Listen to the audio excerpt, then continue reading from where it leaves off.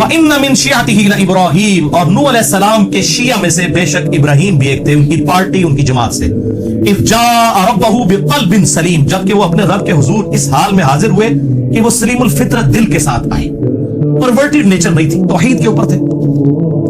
اذ قال لأبیہ, جب انہوں نے اپنے باپ سے کہا, وقومہ, اور اپنی قوم سے, ماذا تعبدون, تم کس کی پوجا کرتے ہو؟ افکا آلہۃ دون اللہ تریدون, کیا تم جھوٹے کھڑے ہوئے خدا اللہ کے علاوہ اور خداؤں کو پوچھ رہے ہو, جھوٹے خداؤں کو اللہ کے مقابلے کے اوپر.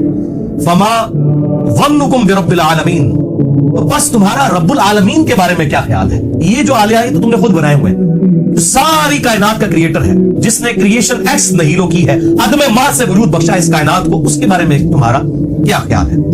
فنظر نظرۃ فی النجوم, پھر انہوں نے ستاروں کی طرف یوں دیکھا, فقال انی سقیم, اور کہا کہ میری طبیعت ٹھیک نہیں ہے.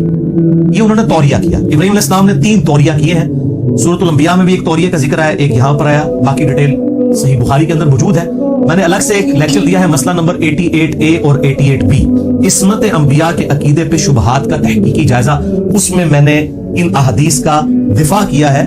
یہ توریہ کرنا بسا اوقات دعوت و تبلیغ کے لیے, بعض اوقات جان بچانے کی غرض سے, جس میں دونوں طرف مطلب نکلتے ہوں. بظاہر وہ سٹیٹمنٹ جھوٹی ہوتی ہے, لیکن بولنے والے کی وجہ سے دونوں طرف جا رہے ہوتے ہیں, وہ جو اس کا مطلب ہے وہ سچا لے رہا ہوتا ہے. اسے توریہ کہتے ہیں. آج میں ڈیٹیل میں نہیں جاؤں گا, میں نے آپ کو مسئلہ 88A اور B بتا دیا.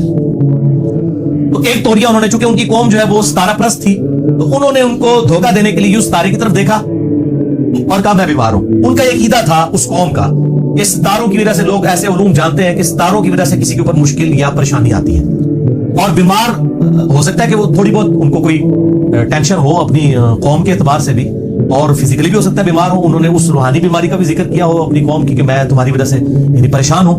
بہرحال یہ انہوں نے ہیلا اس لیے اختیار کیا تاکہ وہاں پر ایک سالانہ میلہ لگ رہا تھا, پوری قوم اس طرف جا رہی تھی, اور ابراہیم علیہ السلام نے یہ پلان کیا کہ میں ان کے بتوں کے ساتھ پھر کچھ کرتا ہوں تاکہ ان کو دعوت و تبلیغ والا معاملہ کیا جائے. وہ پورا ڈیٹیل واقعہ سورۃ الانبیاء میں آتا ہے, اس میں میرا مسئلہ نمبر 145 ریکارڈڈ موجود ہے الحمدللہ.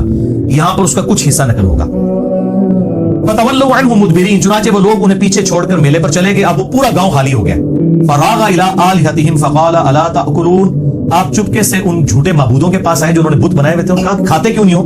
ان کے سامنے اتنے بڑی بڑی ٹرےوں میں انہوں نے کھانے لا کے رکھے ہوئے. بیسیکلی کھانے تو انہوں نے وہاں کے جو مجاور ہیں انہوں نے اپنے پیٹ پالنے کے لیے رکھے ہوتے ہیں. یہاں پہ بھی اب یہی ہوتا ہے درباروں کے اوپر, چاہے وہ ہندوؤں کے ہوں چاہے مسلمانوں کے. وہ ظاہر ہے وہ جو بزرگ صاحب قبر ہے اس نے کہاں سے کھانا پینا ہے؟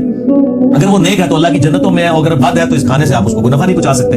وہ تو باہر کے جو لوگ ہیں انہوں نے اپنے پیٹ جو ہے وہ موٹے کرنے ہوتے ہیں, تو ان پہ چڑھاوے جو چڑھائے ہوئے تھے. تو ابراہیم علیہ السلام نے طنز کے طور پر ان سے گفتگو کی کہ وہ کھاندے کیوں نہیں ہو, کھاؤ نا آگے جڑا مال پیا ہے جے. اچھا ما لکم لا تنطقون, اب انہوں نے کیا جواب دینا تھا؟ پھر انہوں نے کہا تو جواب کیوں نہیں دیتے؟ ویسے تو کہتے ہیں نا وہ جناب وہ بزرگ تو جناب اتنے 100 میل سے بھی دور سن لیتے ہیں, اور یہ سارے معاملات یہاں پر بھی بتوں کے بارے میں اگر ان کا یہ عقیدہ تھا کہ آلہ ہیں تو سنتے کیوں نہیں ہو, جواب کیوں نہیں دیتے؟ فراغ علیہم ضربا بالیمین, پھر انہوں نے پوری قوت کے ساتھ ضرب لگائی اپنے دائیں ہاتھ سے اور سارے بتوں کو توڑ دیا. سورۃ الانبیاء میں آتا ہے کلہاڑا لے کے انہوں نے سارے بت توڑے, اور جو سب سے بڑا بت تھا اس کے کندھے کے اوپر انہوں نے وہ رکھ دیا کلہاڑا. اور پھر جب وہ قوم آئی تو ان کے ساتھ بھی توریہ کیا اور کہا کہ ان کے بڑے سے پوچھو.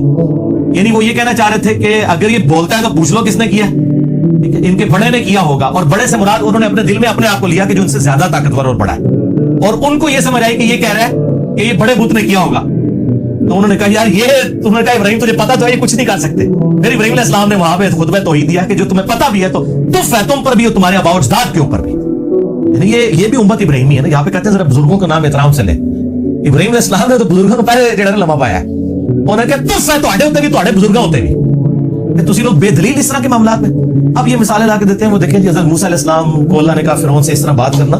بھائی یہ امت جو ہے ابراہیمی ہے, یہ امت توحید ہے, یہاں پہ ابراہیمی خون ہے. اس لیے ہم توحید کے معاملے میں بہت سینسٹیو ہیں کہ شرک is the most sensitive issue in the sight of Allah. To be continued.